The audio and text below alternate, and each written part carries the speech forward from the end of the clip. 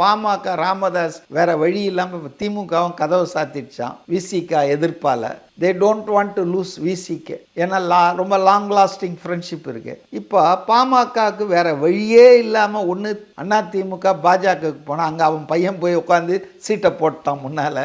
இப்போ இவருக்கு இருக்கிற ஒரே ஆப்ஷன் என்னென்னா தாவேகா.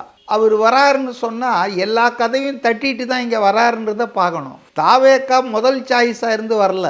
உங்கள் ஆளுமையோ உங்கள் பண்பையோ உங்கள் அரசியலையோ பார்த்து இன்றைக்கி ராமதாஸ் ஃபீலர் ரோட்டில் வேறு எங்கேயுமே கடை இல்லைன்னு கொஞ்சம் கடைசி பஸ்ஸில் ஏறுற மாதிரி பார்க்குறாரு. அது நீங்கள் யோசிக்கணும், தாவேக்கா யோசிக்கணும்.